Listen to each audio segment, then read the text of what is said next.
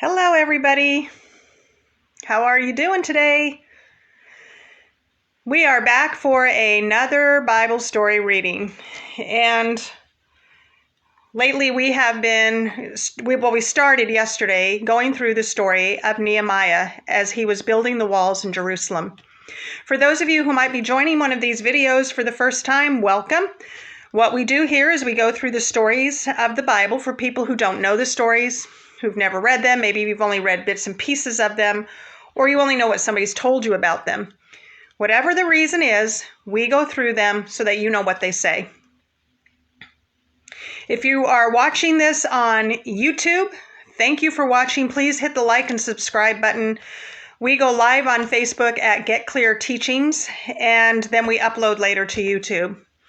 So again, welcome, and we are now in chapter 3 of Nehemiah. Yesterday we read chapters 1 and 2, and we are going to pick up with chapter 3. If you remember, Nehemiah was working for this king, and he was a cupbearer for the king.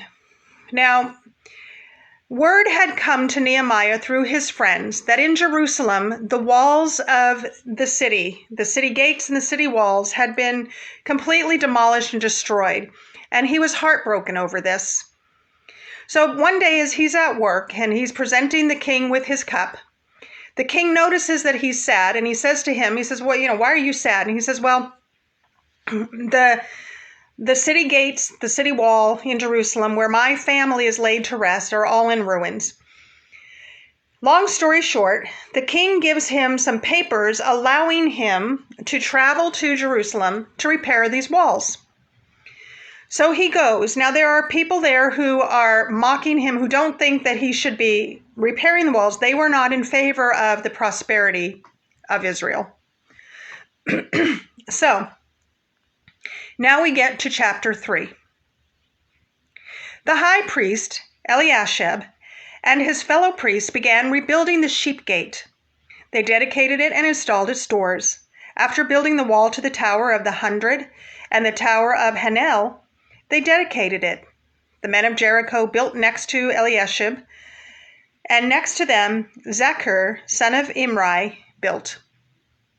The sons of Hassanah built the fish gate. They built it with beams and installed its doors, bolts, and bars. Next to them, Meremoth, son of Uri, son of Hakaz, made repairs. Beside them, Meshullam, son of Berechiah, son of Meshezabel, made repairs next to them. Zadok, son of Bana, made repairs. Beside them, the Tekoites made repairs, but their nobles did not lift a finger to help their supervisors. Joiada, son of Paseah, and Meshulam, son of Besodiah, repaired the old gate. They built it with beams and installed its doors, bolts, and bars. Next to them, the repairs were done by Meliatiah, the Gibeonite, Jadon, the Meronothite, and the men of Gibeon and Mizpah, who were under the authority of the governor of the region west of the Euphrates River. After them, Uziel, son of Harhiah, the goldsmith, made repairs, and next to him, Hananiah, son of the perfumer, made repairs. They restored Jerusalem as far as the broad wall. Next to them, Raphaiah, son of Hur, ruled of half the district of Jerusalem, made repairs. After them, Jedaiah, son of Harumaph, they're going to kill me with all of these names, made repairs across from his house. Next to him, Hattush, the son of Hasabniah, made repairs. Makajah, son of Haram, and Hashub, son of Pathob, Moab, made repairs to another section, as well as to the Tower of the Ovens. Besides him, Shalom, son of Helohesh, ruler of half the district of Jerusalem, made repairs, he and his daughters. Hanan and the inhabitants of Zanoah repaired the valley gate. They rebuilt it and installed its doors, bolts, and bars, and repaired 500 yards of the wall to the dung gate. Malchiah, son of Rechab, ruler of the district of Beth Hakurim repaired the dung gate. He rebuilt it and installed its doors, bolts, and bars.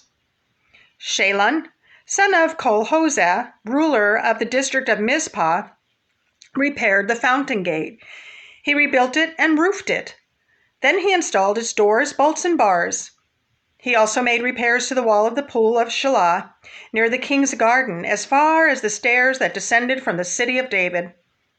After him, Nehemiah, son of Azbuk, ruler of half the district of Beth-zur, made repairs up to a point opposite the tombs of David, as far as the artificial pool and the house of the warriors. Next to him, the Levites made repairs under Rahim, son of Bani. Besides him, Hashbiah, ruler of half of the district of Keilah, made repairs for his district. After him, their fellow Levites made repairs under Binnui, son of Henadad, ruler of half the district of Keilah. Next to him, Ezer, son of Jeshua, ruler over Mizpah, made repairs to another section opposite the ascent to the army at the Angel.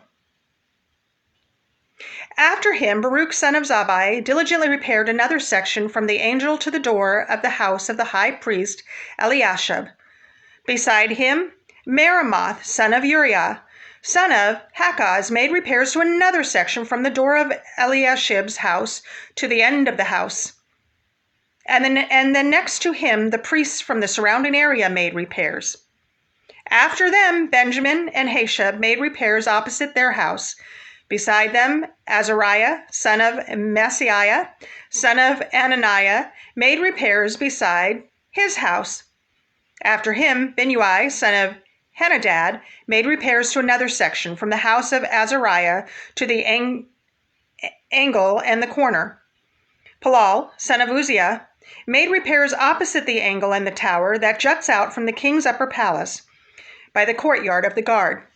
Beside him, Pedaiah, son of Parash, and the temple servants living in Ophel made repairs opposite the water gate toward the east and the tower that juts out.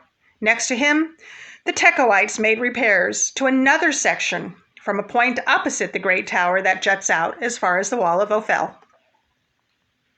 Each of the priests made repairs above the horse gate, each opposite his own house. After them, Zadok, son of Immer, made repairs opposite his house.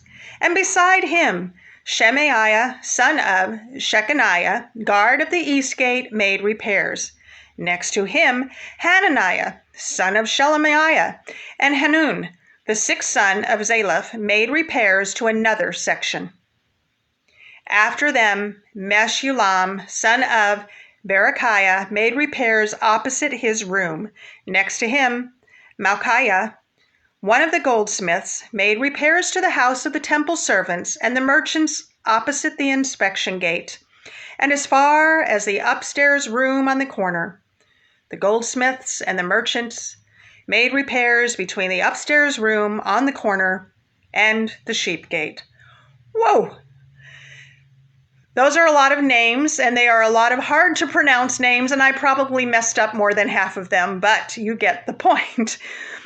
All right, there are three ways that we look at these verses in the Bible when we read them. What does it say? We have to have reading comprehension. If you don't read the words on the page, you have absolutely no idea what it says. You only know what somebody has told you it says. Next, we have to understand the context in which it was written. What was the history surrounding this? What's going on? What's happening here? And last, what, if anything, is this saying to us today? Well, Nehemiah 3 is an incredibly interesting chapter. Not just because it has some names that are hard for us to pronounce in our Western English language, but because there is a lot of fact and symbolism happening here. So we're going to dissect this very quickly here. There were 10 gates that are being built around this wall. Now, there's no way Nehemiah could have repaired this all to himself, but he was zealous and enthusiastic about this project.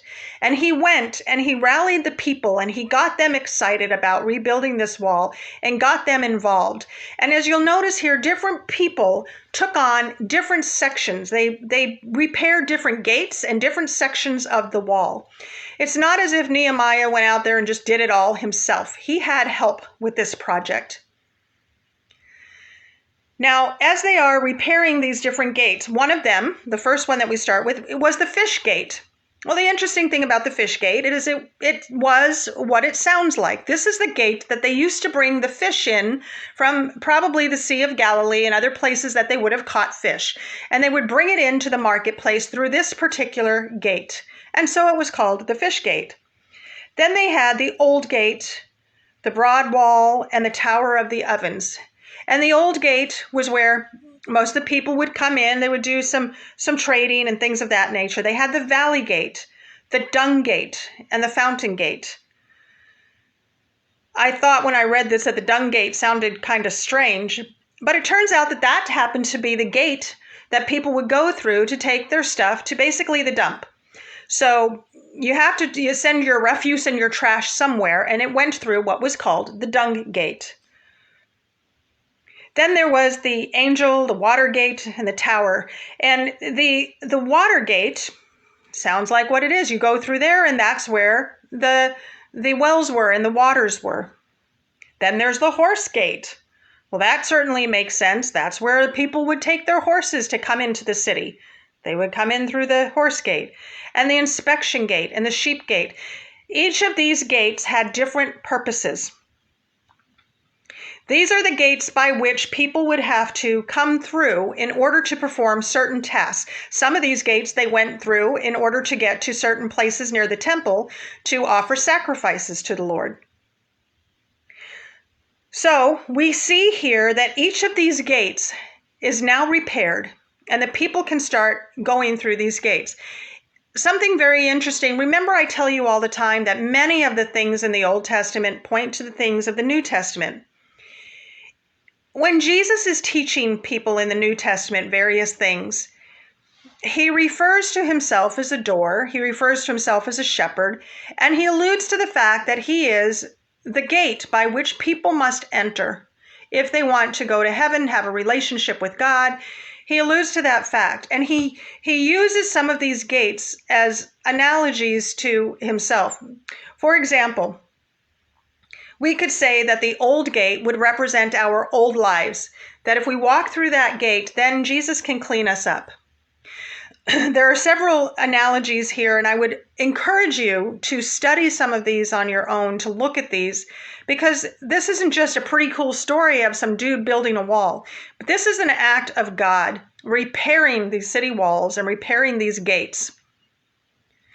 So we're going to leave off now with chapter 3, and when we get back to reading Nehemiah, we will pick up with chapter 4, and I'm excited for us to move on in this story because we got through one of the hard parts, all of the names and all of the names of the gates and all of the names of the people. So we've gotten through that, and we are going to get to some really fun stuff in Nehemiah when we get together next time. Thank you for joining me, and I look forward to seeing you next time. God bless and have a great day.